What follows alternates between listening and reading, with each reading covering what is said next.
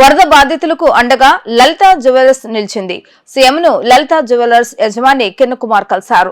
CM Chandrababu నాయుడును కలిసి ₹1 చెక్కును అందజేశారు. సీఎం చంద్రబాబు నాయుడు 75 ఏళ్ల వయసులో కూడా కష్టపడుతున్నారని అన్నారు.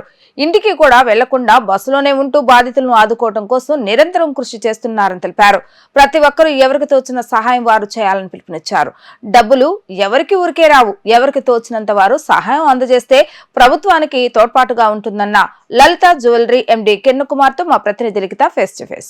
వరద బాధితులను ఆదుకునేందుకు దేశం నలుమూలల నుంచి భారీ ఎత్తు విరాళాలు కూడా ముఖ్యమంత్రి సహాయ నిధికి వస్తున్నాయి. ఈ నేపథ్యంలో లలిత జ్యువెలరీస్ కూడా తమ వంతు సహాయం చేశారు. ఈ నేపథ్యంలో లలిత జ్యువెలరీ ఎండి కిరణ్ కుమార్ ఉన్నారు. ఆయన అడిగి తెలుసుకున్నాం. సార్ చెప్పండి, ఎంత విరాళం ఇచ్చారు, అసలు ఏంటి? 1 crore ఇచ్చానండి. 1 crore ఇచ్చాను.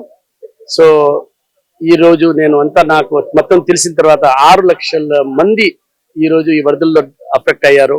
సో ఈ టైంలో మనం అందరం కలిసి దీనికి చాలా చేసే టైం అన్నమాట. సో ప్రతి ఒక్కరిని నేను కోరుకుంటున్నాను, మన వల్ల అయిన వరకు మనం సాయం చేద్దాము, ఎట్టైనా దీని తొందరగా దీని ప్రాబ్లం నుంచి బయటపడదాము అని చెప్పి అనుకుంటున్నాను. ముఖ్యమంత్రి చంద్రబాబు 75 ఏళ్ల వయసులో కూడా బస్సులో ఉండి కూడా ఆయన నిత్యం జేసీబీలకి వరద బాధితులను ఆదుకునే కార్యక్రమం చేస్తారు. కానీ మీరు ఎలా చూసారు? అంటే 75 సంవత్సరాల వయసు ఉన్న ముఖ్యమంత్రి ఇలా సహాయ కార్యక్రమాలు చేయటం ఎలా చూసారు? అంటే మీరు ఆల్రెడీ 1 hour నుంచి చూస్తున్నారు, ఎలా చూస్తారు? నాకు ఫస్ట్ తెలియదండి. నేను ఫస్ట్ తెలీదు సీఎం గారు ఎక్కడ ఉన్నారంటే కలెక్టర్ ఆఫీస్ సీఎం గారు ఎందుకు ఉన్నారని చెప్పేసి నేను షాక్ అయినాను. ఇక్కడ చూస్తే క్యారవాన్ నిలబడినాయి. సో సార్ వచ్చేసి 9 రోజులుగా బస్సులోనే ఉండి, బస్సులోనే భోజనం, బస్సులోనే నిద్రపోవడం, బస్సులోనే స్నానం చేసుకోవడం, ఫుల్ టైం బస్సులోనే ఉండి ఇక్కడ నుంచే మొత్తం మేనేజ్మెంట్ చేసుకోవడం, లేదంటే బయట రౌండ్స్ పోవడం, రౌండ్స్ అంటే వరదల ఏరియాలో పోవడం, ఆ పని తప్ప సార్కి ఉండే 75 years లో ఇలా చేయలేరు ఎవరు. చాలా సార్కి వచ్చి చాలా బాడీలో చాలా ఇది ఉంది, ప్రజల గురించి ఆయనకి ఆ ఫోర్స్ ఉంది, లోపల ఆ ఫైర్ ఉంది కాబట్టి సార్ చేయగలుగుతున్నారు, సార్ చేస్తున్నారు. తొందరగా ఈ ప్రాబ్లం నుంచి సార్ 100% మనల్ని బయట పెట్టేస్తారు. ప్రజలకి మంచి రోజులు ఇమ్మీడియట్ గా వచ్చేస్తాయి. ఫుల్ వర్క్ జరుగుతుంది. ఇక్కడ నేను 1 hour నుంచి వాచ్ చేస్తున్నాను. సార్ మీటింగ్ లో వాళ్ళు పిలవడం, వాళ్ళు 5 minutes లో అందరినీ స్పీడ్ గా చేస్తున్నారు.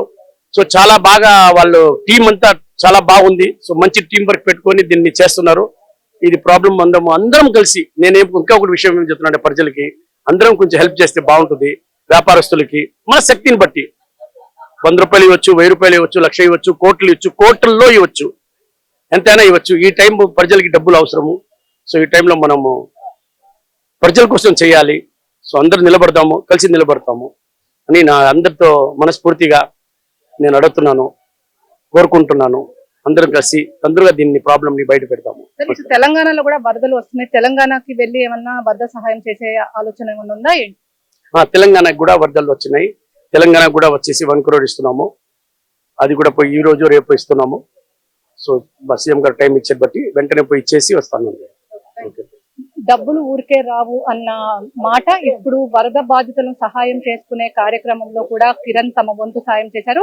₹1 విరాళాన్ని కూడా ముఖ్యమంత్రి చంద్రబాబుకు ఇచ్చారు. అదేవిధంగా రేపు ఏదైతే తెలంగాణ ముఖ్యమంత్రి రేవంత్ రెడ్డిని కూడా కలిసి ₹1 ఇవ్వనున్నట్లు కూడా ఆయన ప్రకటించారు. ఈ నేపథ్యంలో ముఖ్యమంత్రి చంద్రబాబు చాలా అనుభవం కలిగిన వ్యక్తి, అదేవిధంగా ఖచ్చితంగా రాష్ట్రాన్ని కూడా బాగు చేస్తారని చెప్పి కూడా కిరణ్ కుమార్ ఆశాభావం అయితే వ్యక్తం చేస్తున్నారు. ఇది ఇక్కడ ఉన్న పరిస్థితి. వీడియో జర్నలిస్ట్ అఖిల్ తో లిఖిత, వి డిజిటల్ న్యూస్, కలెక్టరేట్ నుంచి.